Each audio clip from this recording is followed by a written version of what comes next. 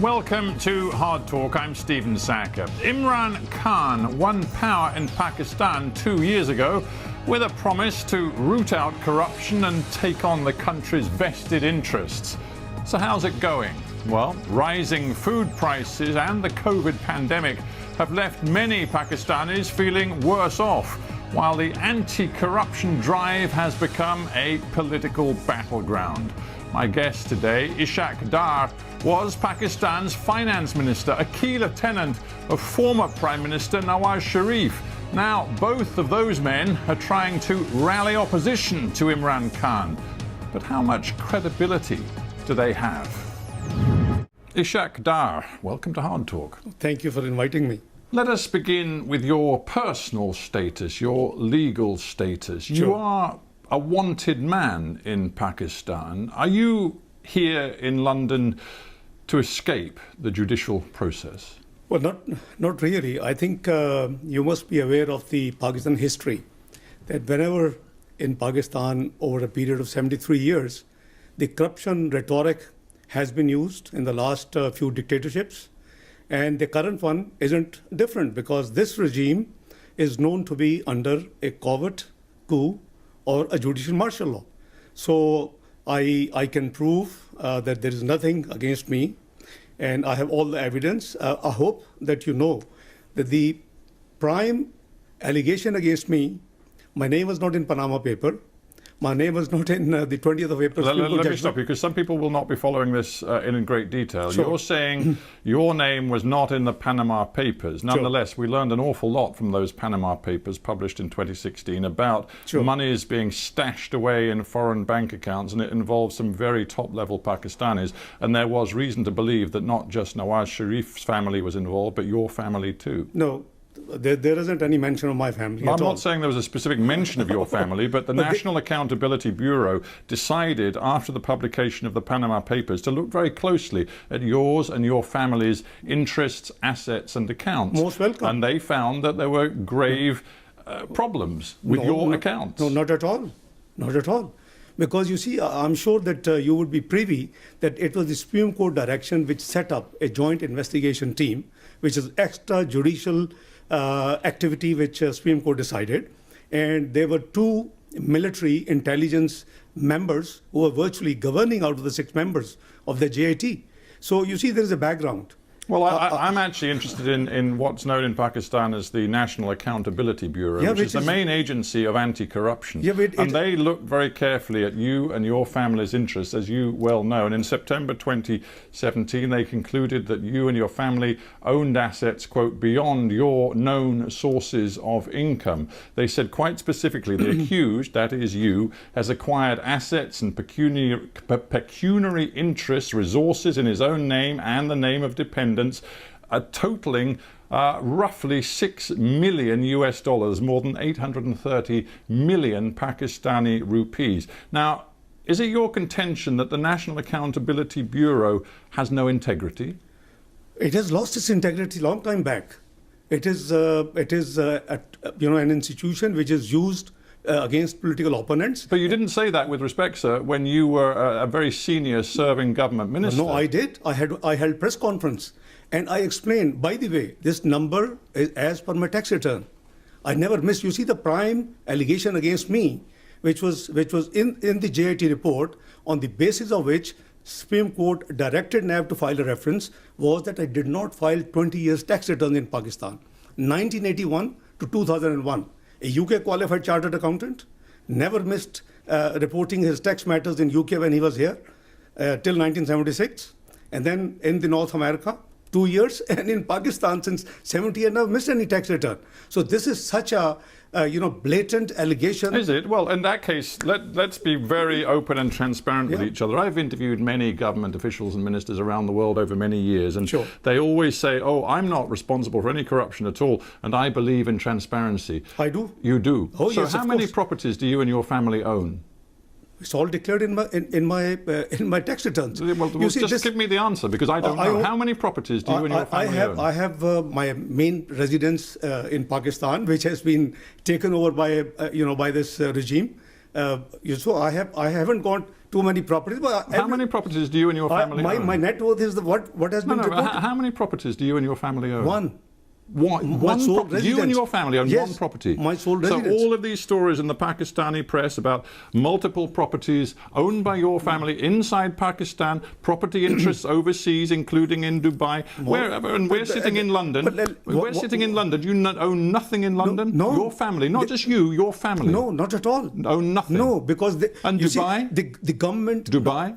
My sons have just one villa, which is owned by them. They're in business for the last 17 years. So when I asked you how many properties you and your family own, and you said one, that wasn't strictly true. No, it is strictly true because they're adult, they're married, they're 17 years, they're in business, so they're independent of me. You know very well that when the NAB looked at your assets, they were looking at you and your family. I have no issue. My family, everything is accounted for. That's exactly. You see, if all of this is so clear cut, you only own one property in the entire world. Your tax records have been kept and given to the authorities over the last 20 years. If everything is so crystal clear, why do you not go to Pakistan and make this case in a court of law? Well, the court of law, my lawyers were there. I'm here for medical treatment. I have a cervical issue. You've been here for what, best part of 3 years on this medical issue? Almost, yes, I am. Are you still really suffering? Yes, I am. And you couldn't possibly get back to Pakistan? Well, let's see what's happening in Pakistan. Where are the human rights? What's happening in NAB custody? Where people have dozens of people have been killed virtually. But sorry, you're saying that people being investigated abuses by the NAB, the National Accountability Bureau, have been killed? In the NAB custody, many people have died. Yes, it's an open secret. You Google and you would have all the detail. I can leave detail with you if you want to. You see, this institution has been politically used against opponents. As I said, that I never missed a turn. The premise of the entire thing, and whatever they say, my net worth is already, if it is documented in my tax return, and my tax return is not missing, so it is totally accounted for. So what is the issue? The issue is something different.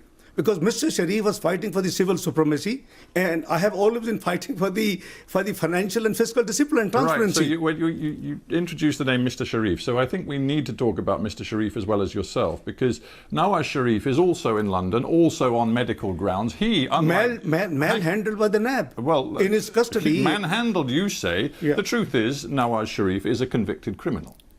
Well, I hope you know that both cases in which he has been convicted, in both judgments, it has been written that the prosecution has not been able to prove any corruption, any kickback, any loss to the exchequer. So what else we want? I'm sorry, sir, but it is quite clear that he is a convicted criminal. And again, the Accountability Court, which works alongside the National Accountability Bureau, found against Mr. Sharif. I believe he was given a 10-year sentence, and it was reduced ultimately to 7 years. He was then allowed to come to London on medical grounds, the same medical grounds that brought you to London too. So here the two of you sit. And now, you and you of course used to be his finance minister in the Pakistan government, you and he put yourselves forward as leading voices in the opposition in Pakistan, demanding early elections and an end to Imran Khan's government. And I ask you, what credibility do you think you have with the Pakistani people? I think what credibility Imran Khan government has. The world has witnessed that it was a stolen election. It was a rigged election. It's not we are saying. We have experienced. All pre-poll 2018 surveys indicate the PMLN will win. But the observers, the Human Rights Commission of Pakistan, the dirtiest election.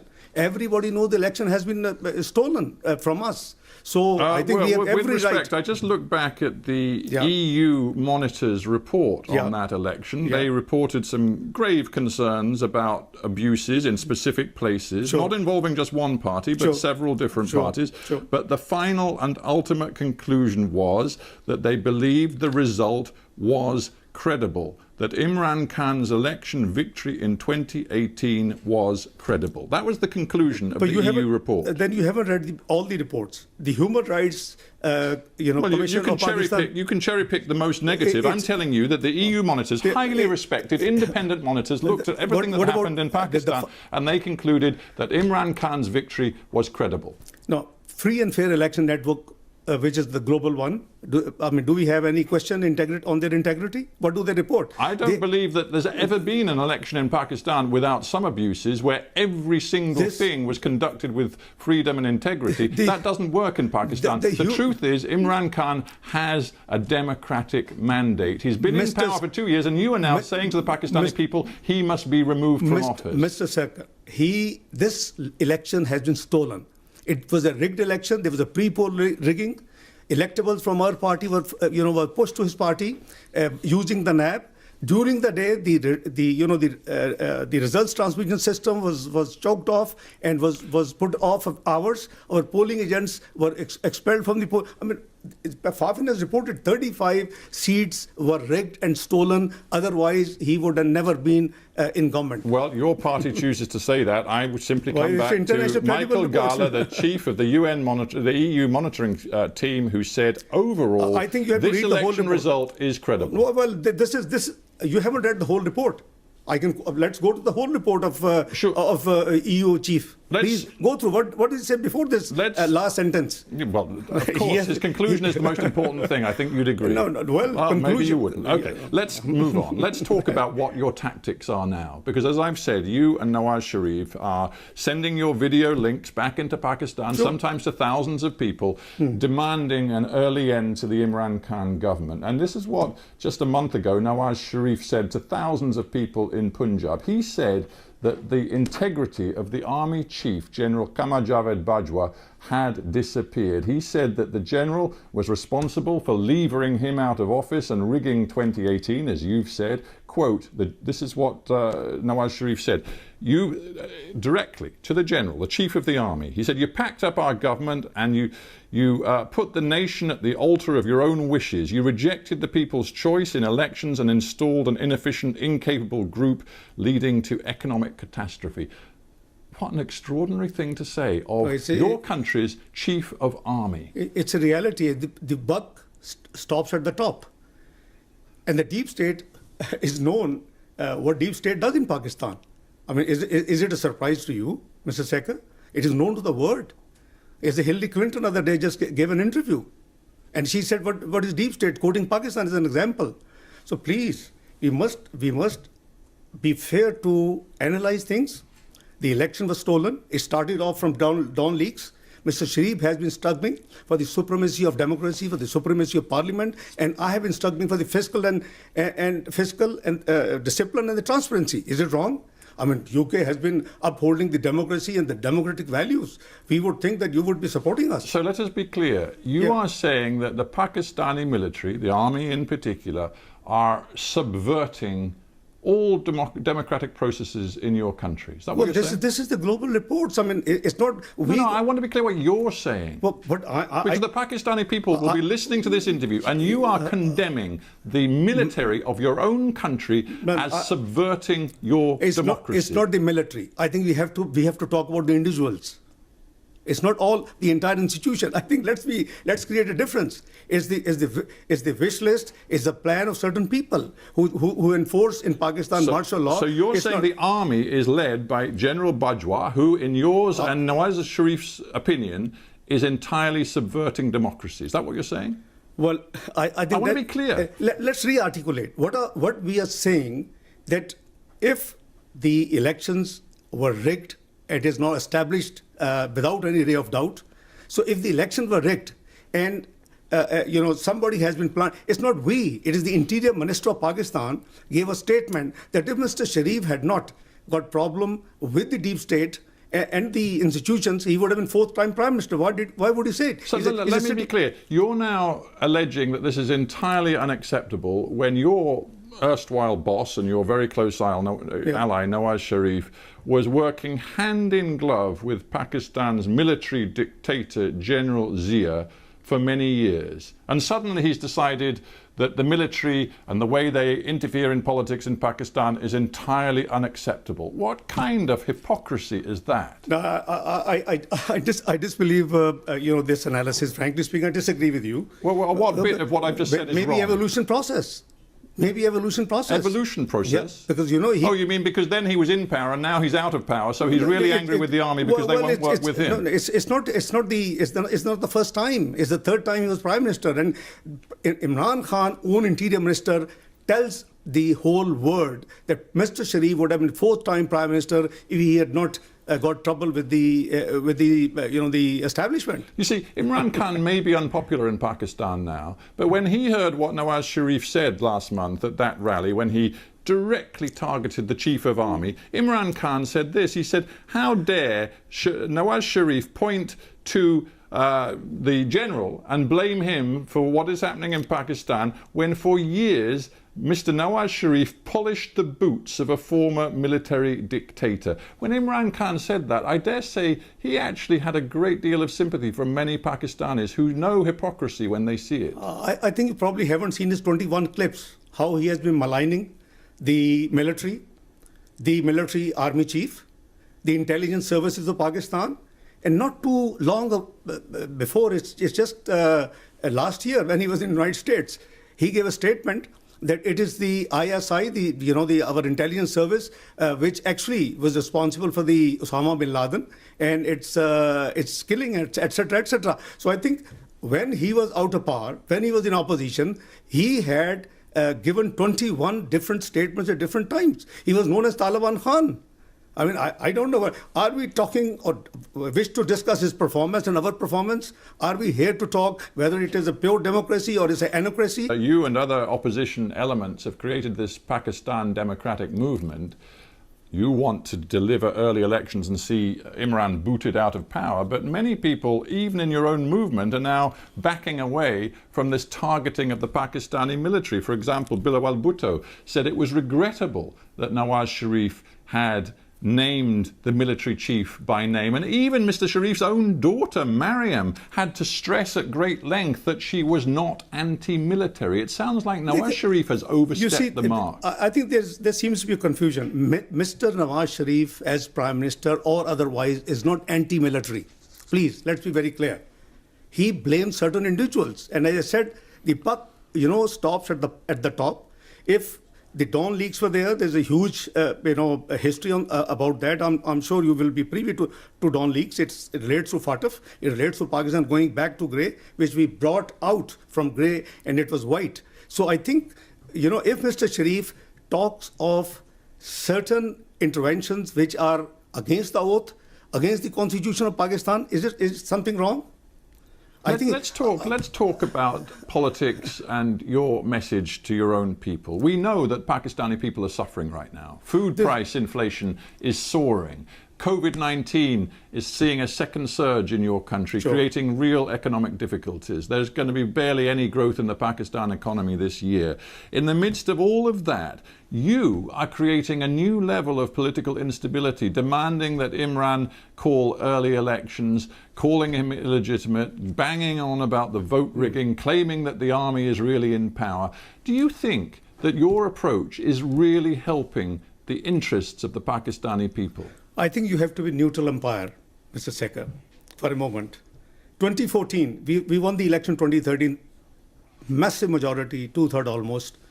2014, when Mr. Imran Khan comes to agitate for 4 constituencies rigged only, his claim, nobody spoke. Yeah, and Mr. Dar, you're going back now. You're going back 6 years, and I'm putting myself in the shoes of a Pakistani today who sees rising food prices, political instability, geopolitical instability, and he wonders whether the opposition sitting in London, yourself and Mr. Nawaz Sharif, really have the interests of ordinary Pakistani people at heart. We have interests of Pakistani people at heart, and that's why we are moving.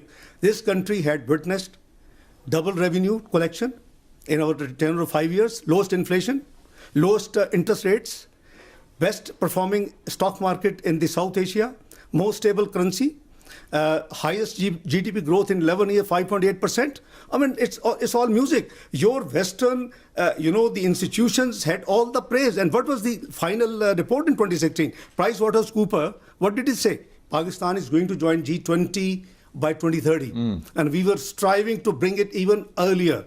And we were very clearly hoping that since we had ended the load shedding, we had fought the extremism and terrorism in Pakistan, we had improved the macroeconomic indicators in Pakistan, and all praises of all. So now I understand. I'm not suggesting that your personal economic record was bad. In some ways it was good. But listen, I'm just trying to get you to respond to a simple question.